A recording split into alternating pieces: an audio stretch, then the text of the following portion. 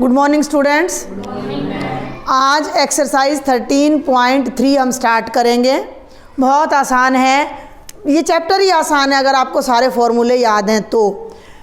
क्या टॉपिक है? एक ठोस का एक आकार से दूसरे आकार में रूपांतरण, conversion of a solid from one shape to another.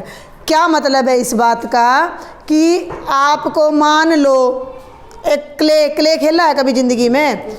आटा ले लिया मम्मी से, इतना सारा आटा ले लिया और उस आटे की मैंने बना दी एक फुटबॉल। बन गई फुटबॉल, बन गई तो कौन सी आकृति बन गई? गोला। थोड़ी देर में मेरा मन करा, मैंने उसको ऐसे लंबा कर दिया और बेलन बना दिया। अब उस गोले में और उस बेलन में बराबरी क्या है? बस यही चीज़ समझ आ गई तो ये पूरी एक्सरसाइज समझ आ जाएगी। इस गोले में पहले मैंने गोला बनाया उसी आटे का, फिर मैंने उसी आटे से ये बेलनाकार आकृति बना दी, पायल। अब इन दोनों में समानता क्या है? शेप तो अलग अलग है, समानता क्या है? तो ध्यान से, मम्मी से आटा लिया, मैं बार बार हिंट देने की कोशिश कर रही हूँ। आयतन, जितना आटा आपने अपनी मम्मी से लिया या मैंने आटा लगाया, मैंने लिया, अपनी मम्मी से लिया, किसी से लिया, उसी आटे से, लॉजिक पकड़ना, जितना आटा पहली बार मेरे पास था उसी आटे से तो मैंने फुटबॉल बनाई और उसी आटे से मैंने बेलन बनाया। चिकनी मिट्टी से, इतनी सी चिकनी मिट्टी है, बच्चे को दे दो, बच्चा कभी उससे चिड़िया बना रहा है, कभी तोता बना रहा है, कभी मोर बना रहा है, कभी चकला बेलन बना रही है, लड़की है तो, लड़का है तो फुटबॉल बना रहा है, कोई बच्चा उसी से ईंट बना रहा है। एक ही मिट्टी, इतनी मिट्टी उसने ले ली इतनी सारी, और उसी मिट्टी से वो अलग अलग आकृतियाँ बना रहा है। उन सभी आकृतियों में समानता क्या है?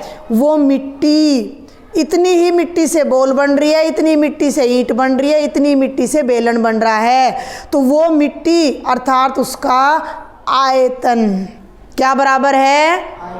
जितनी मिट्टी से गोला बना वो गोले का आयतन था, जितनी मिट्टी से बेलन बना वो बेलन का आयतन था। उसी मिट्टी से या उसी आटे से अगर मैं एक ईंट की आकृति बना दूं तो वही उसका आयतन, तीनों का आयतन तो बराबर है। नहीं आई बात समझ में अभी भी? पक्का?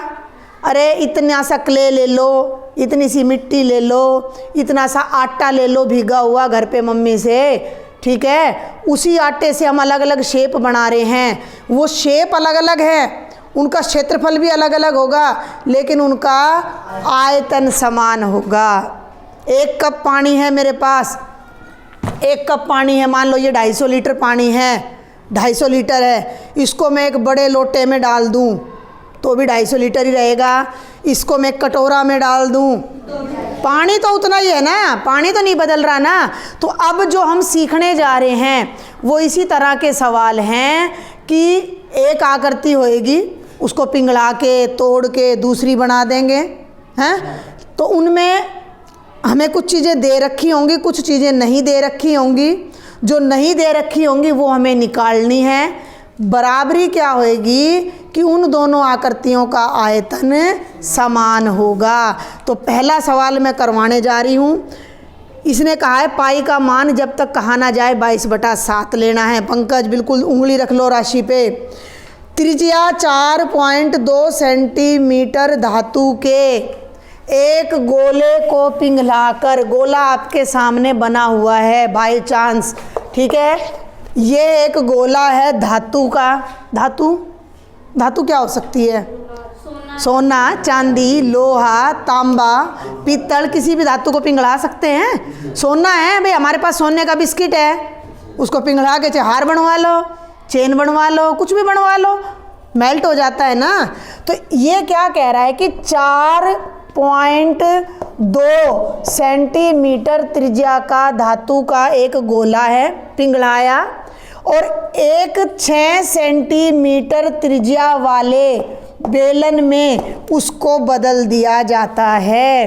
बेलन की ऊंचाई ज्ञात करो। कहानी समझ आ रही है? सवाल समझ आ रहा है? देखिए जरा, गोला की, धातु के गोला ही है ना की त्रिज्या, धातु के गोले की, गोला गोला लिखते हैं, गोले की त्रिज्या r बराबर है 4.2 सेंटीमीटर। अब एक बात ध्यान रखना, इसमें पाई का प्रयोग मत करना जब तक मैं ना कहूँ। गोले का आयतन, अभी फार्मूला बताया था, गोले का आयतन बताओगे या मैं बताऊं? 4/3 पाई r क्यूब। देख लो भाई, 4/3, पाई को पाई रहने दो, r का मतलब है 42/10, 2 दूनी 4, 2 एकम 2, 2 पंजे 10, ये हो गया 21/5 की घात 3 घन सेंटीमीटर। अभी मैं यहीं छोड़ रही हूँ, इसको बाद में हल करूँगी मैं, ठीक है। आगे बढ़ूँ, धातु को क्या है, ये गोले को ना, ये बात आपको लिखनी पड़ेगी, एक सवाल मैं पूरे तरीके से करवा रही हूँ, क्योंकि गोले को पिघलाकर बेलन में बदला जाता है। पिघलाकर, भाई किताब वाले ने जो कहा है उसको अच्छे से एक्सप्लेन करो, एक्सप्लेनेशन के नंबर मिलते हैं। तो बेलन की त्रिज्या, ये बात बेलन का आयतन, वो बात हम वैसे बाद में लिखते तो ज़्यादा अच्छा रहता, इसलिए जो बेलन, चलो ये लिख लो पहले इसको और नोट कर लो। इसलिए जो बेलन का आयतन है वो किसके बराबर हो जाएगा? गोले के आयतन के। इसको ना वो कर लो, नोट कर लो, बेलन का आयतन, ये बात मैंने बड़े अच्छे से समझा दिया शुरू में। आयतन, आयतन समझ आ गया भाई, जितना लोहा इस गोले को बनाने में लगा था उतने ही लोहे से ये बेलन बना दिया। अब लोहा की मात्रा क्या है? आयतन है, ठीक है। अब बेलन का आयतन निकालना है तो पहले ले लो बेलन की त्रिज्या, इसका नाम रख दो r, बराबर है 6 सेंटीमीटर। ऊंचाई तो पता नहीं, तो माना बेलन की ऊंचाई h सेंटीमीटर, बेलन का आयतन, बताओ भाई फार्मूला, पाई h, साथ साथ बोलो, ये फॉर्मूले आपको सारे लर्न होने चाहिए हर बच्चे को। बेलन का आयतन पाई r स्क्वेयर h, पाई r कितना है? 6 का स्क्वेयर गुणा h, 6 का स्क्वेयर 36 पाई h घन सेंटीमीटर, ठीक है। अब मेरी बात को ध्यान से देखना, सुनना, ये तो है गोले का आयतन, ये है बेलन का आयतन, और यहाँ हम कह रहे हैं कि बेलन का आयतन और गोले का आयतन बराबर है। तो समीकरण 1 से बेलन का आयतन गोले के बराबर है, तो बेलन का आयतन तो यहाँ लिख दो 36 पाई h, और गोले का उस तरफ लिख दो 4/3 पाई 21/5 का घन। पाई से पाई कट गया, 36 को इसके नीचे ले आओ, और अब हम इसे ऊपर से मैं मिटा दूं इसको। अब हम इसे हल करते हैं एक बार, ये दिखाई दे रहा है ना अच्छे से, ध्यान देना भाई। h बराबर है 4/3। अब मेरी बात सुनो, इसको हल मत करो, 21 गुणा 21 गुणा 21 लिख दो, 21 गुणा 21 गुणा 21, 5 गुणा 5 गुणा 5, और ये जो ये 36 ऊपर था ये यहाँ पर नीचे आ जाएगा। 3 7 21, 4 निम 36, 3 7 21, 3 तिया 9 और 3 7 21, 7 7 49, 49 7 होता है 343, 5 पंजे 25 और 25 पंजे 125 सेंटीमीटर, ये आपकी हाइट आ जाएगी। इसको डिवाइड कर लेना, 2 पॉइंट समथिंग आ जाएगा। कितना दे रखा है? 2.74 सेंटीमीटर। ये अपने आप 343 को जब 125 से भाग करोगे तो ऊंचाई आ जाएगी, ठीक है। समझ आया? पूरी एक्सरसाइज में इसी तरह के सवाल हैं कि भाई ये आकृति है, इसको पिघला के ये बना दिया, तुमने क्या करना है? दोनों का आयतन निकालना है, दोनों को बराबर रखना है, और जो चीज़ ज्ञात नहीं है वो हमें मिल जाएगी। आया समझ में? अब करते हैं क्वेश्चन नंबर 2, बहुत आसान है। क्रमशः, क्रमशः माने बारी बारी से, 6 सेंटीमीटर, 8 सेंटीमीटर और 10 सेंटीमीटर त्रिज्या के 3 गोलों को पिघलाकर एक बड़ा गोला बनाया जाता है। ठीक है भाई, चले। इसकी त्रिज्या है 6 सेंटीमीटर, 8 सेंटीमीटर, 10 सेंटीमीटर और इसकी पता नहीं तो आर मान ले। चलें, बड़े गोले की, उस गोले की त्रिज्या ज्ञात करो। फिर सुन लो, इन तीनों ठोस गोलों को पिघलाकर एक बड़े गोले के रूप में बदला जा रहा है। बड़े गोले की त्रिज्या ज्ञात करो। क्या समानता है, कैसे करेंगे, जल्दी से बताओ। त्रिज्या का 2 डिस्क, त्रिज्या का नहीं, फिर वही बात आ गई।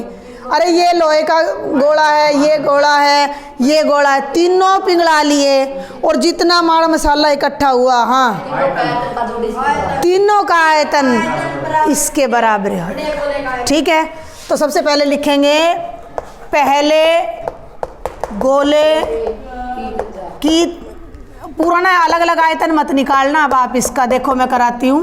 पहले गोले की त्रिज्या R1 6 सेंटीमीटर, दूसरे गोले की त्रिज्या 8 सेंटीमीटर, तीसरे गोले की त्रिज्या 10 सेंटीमीटर और माना नए गोले की त्रिज्या R सेंटीमीटर।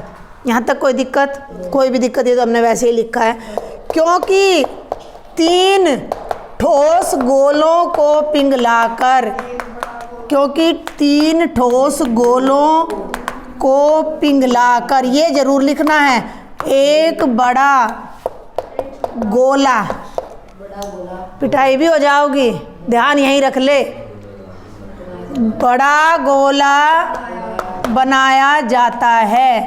तो अब इस वाली बात है प्रियांशु वाली कि नए गोले का आयतन बराबर है तीनों गोलों के आयतन का योग।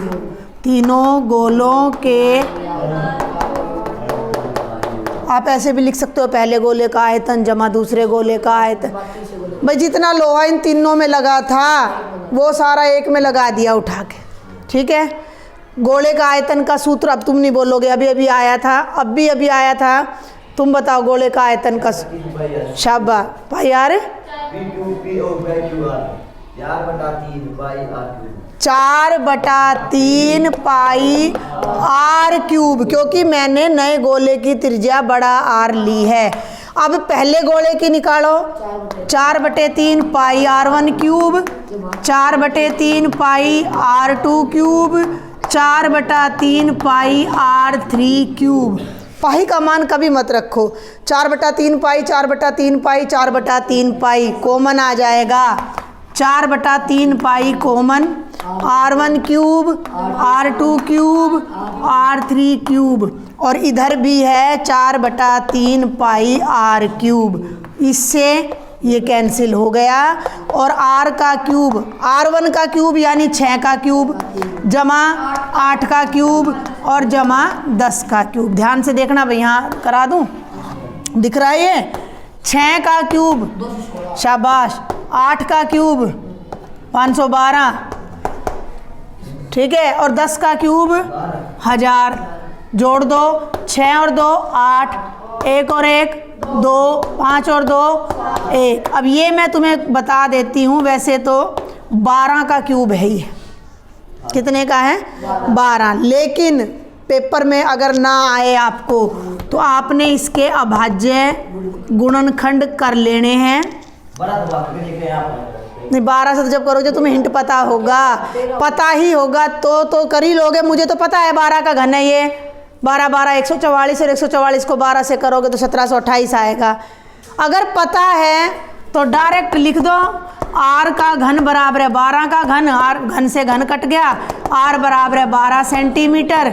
उत्तर देखो भाई कितना आ रहा है। नए गोले की त्रिज्या कितनी आ गई, वरना ध्यान दे लो एक बार, 2 पे 2 8 16, 2 6 12, 2 चौके 8, 2 चौके 8, 2 3 6, 2 दूनी 4, 216, 108, 54, ठीक चल रही हूँ मैं, 27, 3 नीम 27, 3 तिया 9, यहीं से पता 3 3 के 1 जोड़ा 2 जोड़ा 3 जोड़ा 2 गुणा 2 गुणा 3, 2 दूनी 4 तिये 12। अगर याद है तो जोड़े बनाने की ज़रूरत नहीं है, वरना ऐसे घनमूल आप ऐसे ज्ञात कर सकते हो। तो ये बहुत बहुत बहुत आसान सवाल था। आगे बढ़ते हैं, थर्ड क्वेश्चन देखते हैं। व्यास 7 मीटर और वाला 20 मीटर गहरा एक कुआं खोदा जाता है। कुआं की आकृति कैसी होती है? खाली नू गोल होती है। और बेलन गहरा है ना, कप की तरह तो कुआं खोदेगा। तो ये एक कुआं है जिसको खोदा है किसी ने, ठीक है। इसके व्यास कितना बताया? 7 मीटर और गहरा है तो हाइट कितनी है? हाइट तो नहीं बोलेंगे, गहराई बोलेंगे, लेकिन गहराई को मैं h कहूँगी, ठीक है। तो कुएं की त्रिज्या कर दूँ सीधी, कुएं की त्रिज्या r 7/2 मीटर, कुएं की गहराई h बराबर है 20 मीटर। अब ध्यान से सुनना, कुआं खोद लिया, मिट्टी निकल गई। जितनी मिट्टी कुएं में से निकली, आगे सुनो, खोदने से निकली मिट्टी को समान रूप से फैलाकर 22 मीटर गुणा 14 मीटर वाला एक चबूतरा बनाया जाता है। चबूतरे की ऊंचाई ज्ञात करो। तुम्हारे स्कूल में भी एक चबूतरा, एक स्टेज बना हुआ है। कौन सी आकृति है? तुम मत बोलना, कौन सी आकृति है वो चबूतरा? घन नहीं है ये। हाँ, कल पता है 7th को करा रही थी मैं ये सारा, 8th को और 7th को, उन्होंने तुरंत बताया था ये चबूतरा बनेगा इसी मिट्टी से। तो कितना है ये बताओ? 22 मीटर, ये 14 मीटर, और ये ऊंचाई हमें पता नहीं है। इस छोटा h इसमें आ लिया तो बड़ा h इसमें लगा दो। कुएं में से मिट्टी निकली, उसी मिट्टी से चबूतरा बन गया। क्या बराबरी है? किसका आयतन? कुएं की मिट्टी का आयतन या कह लो, या कुएं का आयतन कह लो, और चबूतरे का आयतन बराबर है। तो मैं शॉर्ट में करा रही हूँ। चबूतरा कैसी आकृति बताई है तुमने? हैं? चबूतरे का आयतन बराबर है कुएं से निकाली गई मिट्टी का आयतन। ठीक है, हिंट दे रही हूँ भाई मैं। जब पक्की कॉपी में करोगे तो ढंग से लिखोगे। कुएं की त्रिज्या, कुएं की ऊंचाई, कुएं से मिट्टी निकालकर एक चबूतरा बनाया गया है। चबूतरे की लंबाई, चबूतरे की चौड़ाई, माना चबूतरे की ऊंचाई। फिर आप लिखोगे क्योंकि उसी मिट्टी से चबूतरा बना है तो चबूतरे का आयतन बराबर है मिट्टी का आयतन। अब चबूतरा नितेश कौन सी आकृति बताई? फिर वही आ गया चबूतरा। घनाभ, घनाभ का आयतन, लंबाई। हिमांशु बार बार बता रहा है, सही बिल्कुल। और मिट्टी कुएं में से निकली है। कुआं बेलनाकार है तो बेलन का आयतन पाई आर। यहाँ कुछ गलती करी है मैंने, यहाँ बड़ा h आएगा और यहाँ छोटा h आएगा। जो जो वैल्यू पता है वो रख दो। लंबाई 22 गुणा 14 गुणा h, पाई अब रखना पड़ेगा क्योंकि इधर पाई नहीं है। आर का वर्ग 7/2 का वर्ग यानी कि 49/4, और ऊंचाई कितनी है? 20। अब 22 से तो ये 22 कट गया और 14 को इसके नीचे ले आओ तो h बराबर, देखो 7 7 49, पहले यहाँ कर ही लेते हैं, और 4 5 20, कितना हो गया? 35। ये हो गया 14, h बराबर है 35, h बराबर है 35/14, 7 दूनी 14, 7 5 35, 5/2 का मतलब 2.5 मीटर। किसकी ऊंचाई आ गई है? चबूतरे की ऊंचाई आ जाती है। क्लियर है? समझ आ गया? तो ये आज बस ये 3 ही क्वेश्चन करेंगे, बाकी के क्वेश्चन अगले लेक्चर में करेंगे। कोई डाउट है, do right me in the comment box. Thank you.